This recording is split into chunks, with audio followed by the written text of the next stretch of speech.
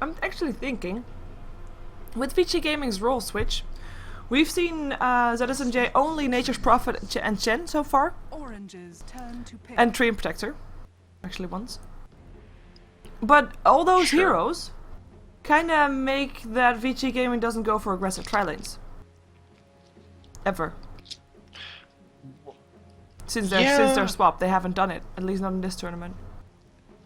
Yeah, I mean, you could still go for an aggressive tri-lane, and with Weaver, Nyx Assassin, they sort of have the makings of one already. Nature's Prophet is also a pretty good hero to have if you're going to be running the aggressive tri-lane. He could sort of survive in the safe lane typically, and also can have that presence in the aggressive tri-lane. But most of the time we do see Nature's Prophet just run as sort of the offlaner who abandons.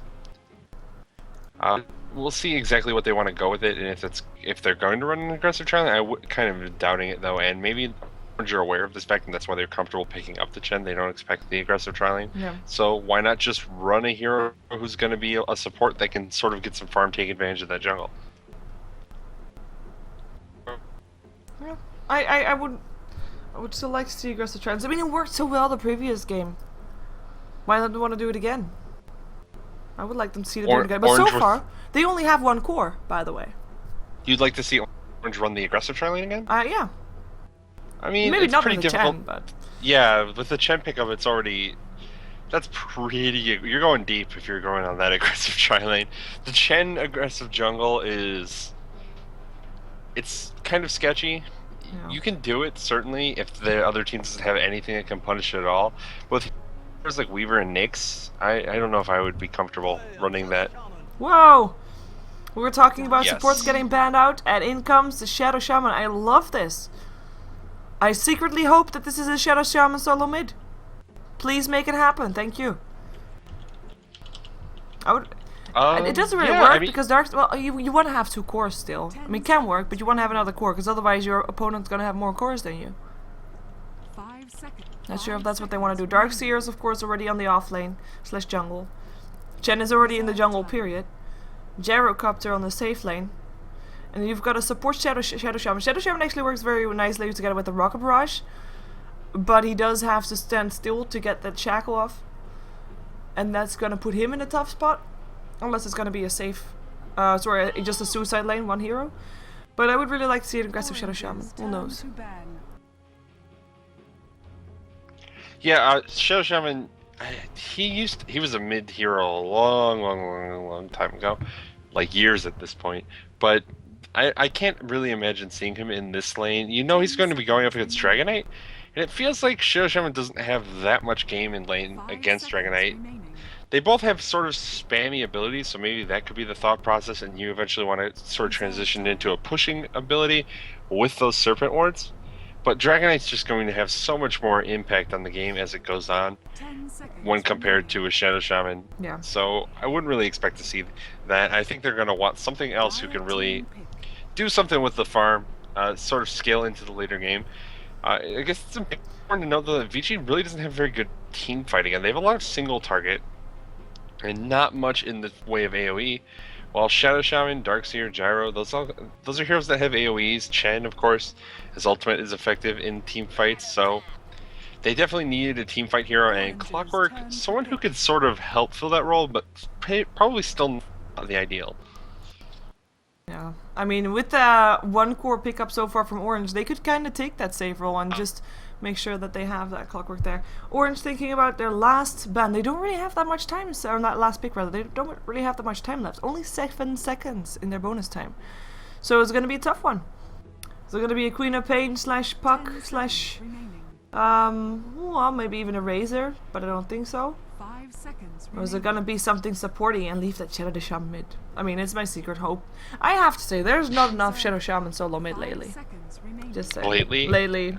Ever. Since last year. Since a year ago. Is it gonna happen? Let's see who picks up that Shadow Shaman.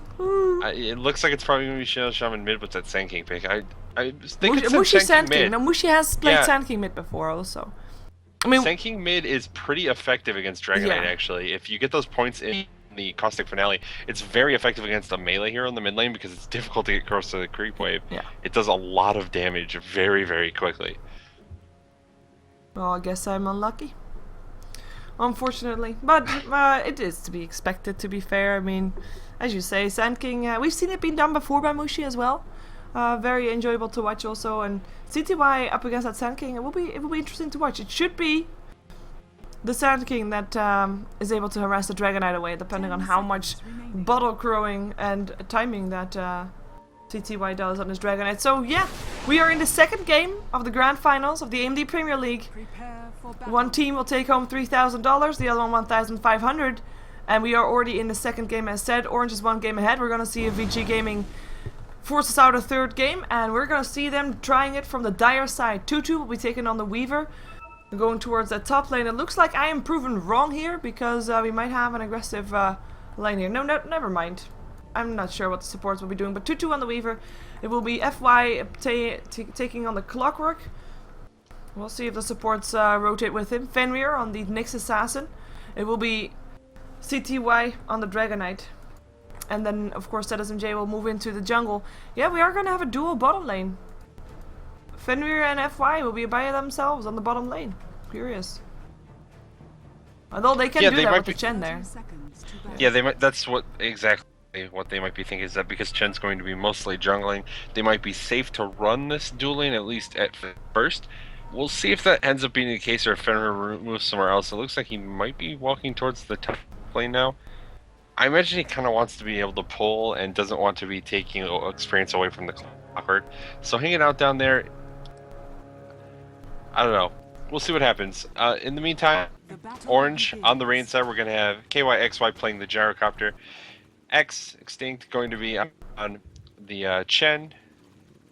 Mid lane's going to be handled by Mushi playing the Sand King. I missed someone else down there. Oh, there he was. Net going to be on the Shadow Shaman. He was evading my camera. And then finally their off lane will be Ohio on the Darkseer. Yep. And we'll be seeing indeed Sand King, CTY, Dragon Knight. So, I mean, this is one of the more interesting best of ones, one versus one matchups, as we saw also in the Recall ECL. Wait a second, what you doing, Ohio? He really wants to get that level 2. He's gonna live through some harassment with it, puts an Iron Shell up on himself, harasses Fenrir away, who hasn't inspected anything just yet, goes for an Impale. But Ohio is on the level 2. But yeah, this is one of the more interesting one versus one matchups. Of course, the previous one that was done for that Red Bull ECL was CTY won it, but that was just a 1 versus 1 with both Shadow Fiend. Of course, this is way different.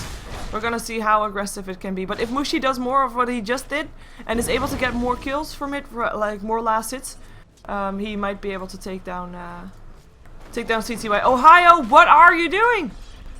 He might be able to get first blood actually. Nature's Prophet TP's in. They want to try and take down Ohio instead with that Iron Shell up. He should be indeed. And oh, pops himself. There's some Treants. He hasn't got another surge yet for another 6 seconds. He's just trying to run for it.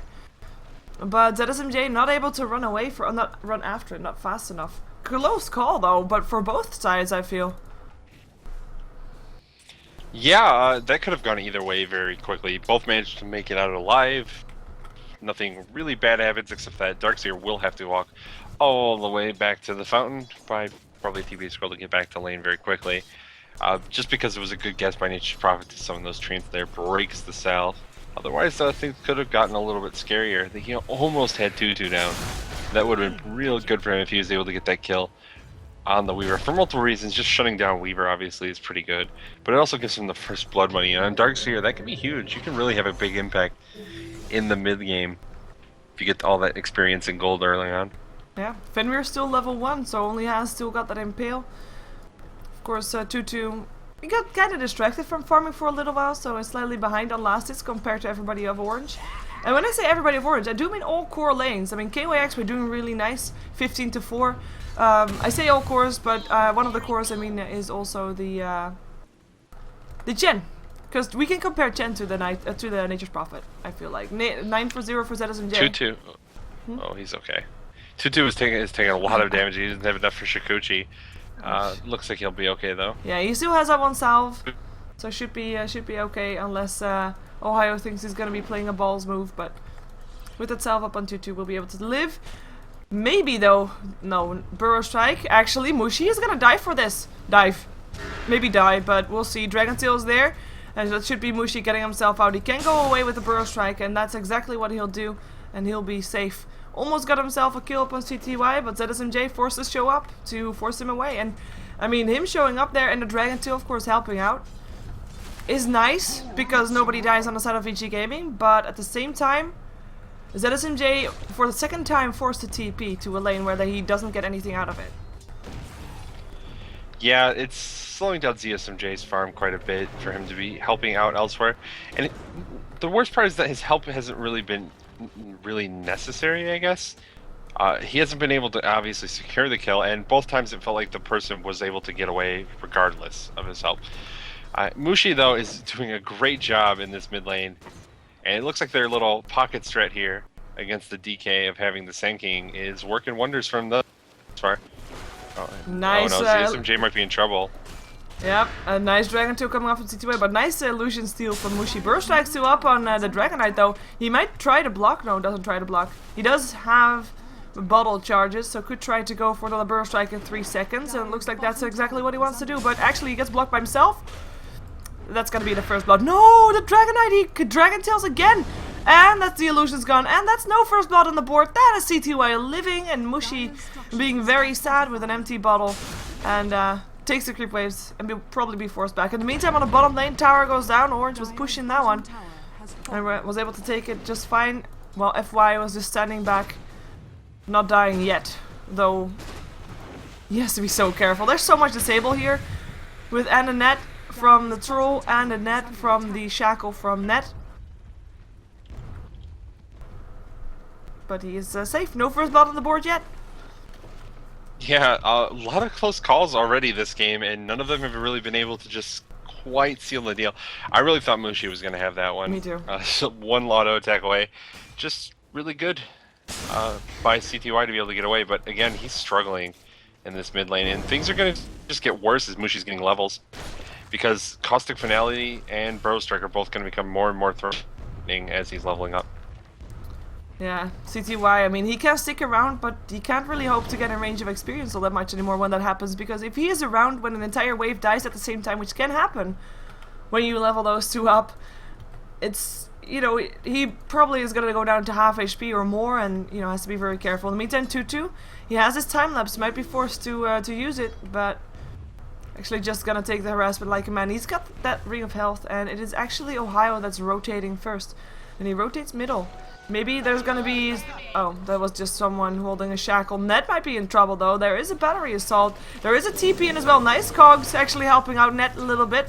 Battery assault goes on, but boots up on Net will allow him to get away. And in comes XY, KYXY. Nice double Burrow Strike. Mushi with an epicenter. Cooldown comes down as well. That's one dead. First blood goes to KYXY, and they're trying to chase down FY. There's gonna be another Burrow Strike in 2 seconds. Bottle is being drunk, and the Burrow Strike hits, and that's a Rocket Barrage and a Shackle. Double kill for KYXY. And what started as Vici Gaming trying to go for an easy first blood on the Shadow Shaman turned out... Sheever, what? You got first blood item. What? You got the first blood item. Sheever has received a prize. How do I get that? I'm not watching my own stream. How does I get that? I don't know, but you got the first. I thought I did something very wrong, because I think that's the first time ever that you had dropped me like that. It was, oh my god, something terrible happened. No, something exciting. Something exciting happened. Whoa, yeah, cool. Ooh, I wonder what I got. Yup. So sweet. Sheever gets an item, yep. And you get to see a double kill there. So it was a very good rotation, obviously, by Orange to get those 2 kills. 2-2 taking some harassment. Top lane though. Ooh, with a lot of harassment. In comes the TP. There will be a Sprout, but then there's no vacuum anymore, actually. Ohio won't be able to run from it. Actually, does have a tree tangle. Surge. Runs. 4 people on the chase for a Darkseer without boots. They will get him in the end. They should, thank you, get him in the end. But that's a lot of effort for that one Darkseer. They committed a lot to getting a kill. They do get him down, and obviously they wanted to get the Darkseer down because he's doing pretty okay, and he's one of the heroes that I guess seems a little bit more gankable for them at the moment. But the real problem is that she's farming very well in this mid lane. KYXY, he's farming very well in the bottom lane, and Chen is also doing particularly well. Extinct has had a great time in the jungle thus far.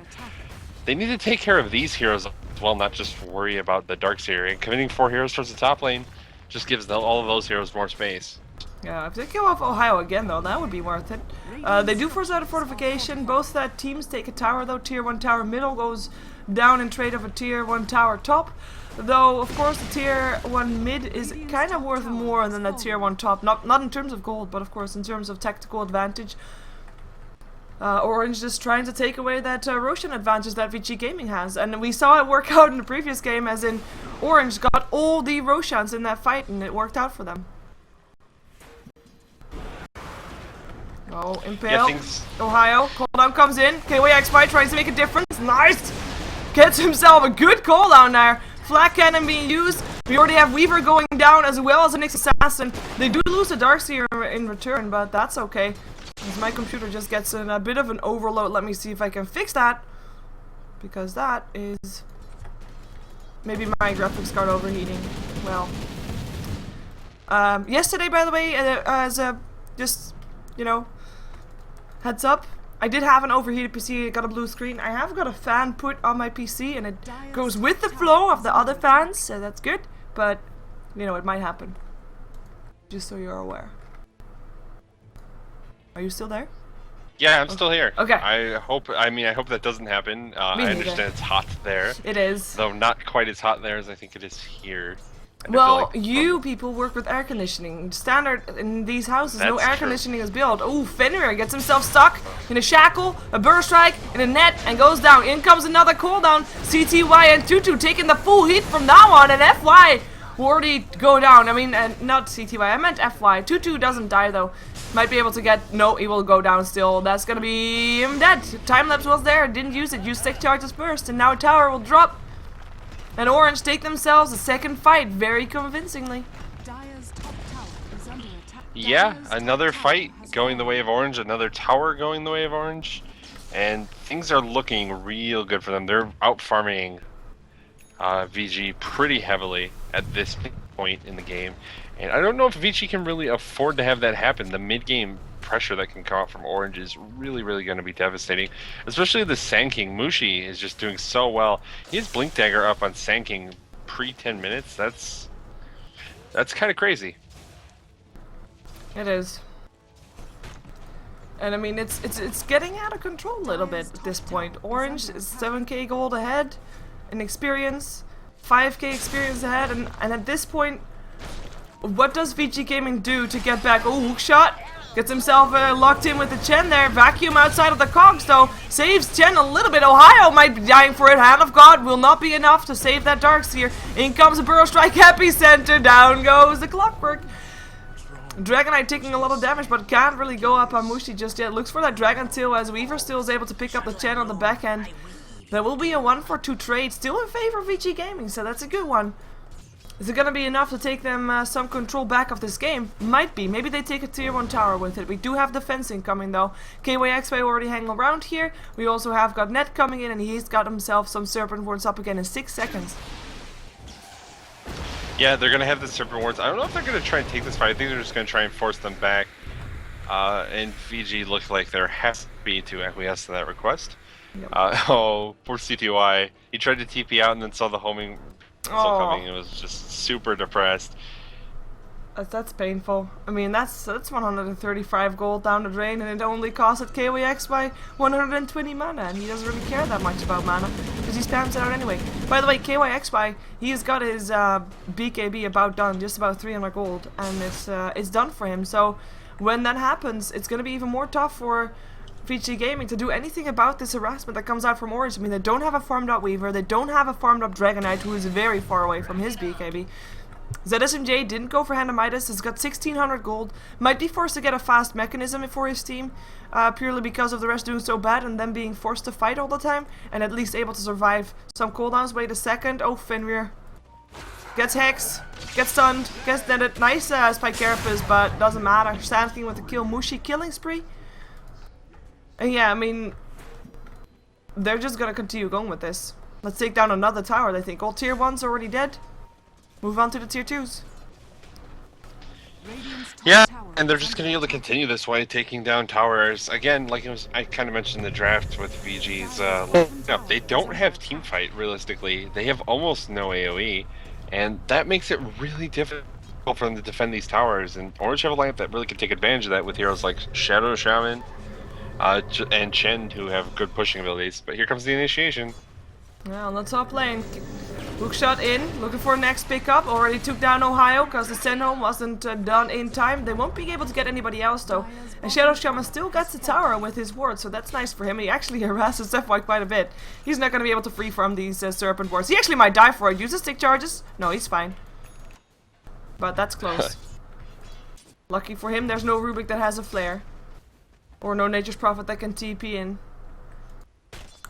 But yeah, that's I mean that's at least Vici getting themselves another kill. That's nice. I mean, but the downside is, I mean, there's 5 kills of SheeverGaming, right? 4 of those are the Darkseer. Yeah.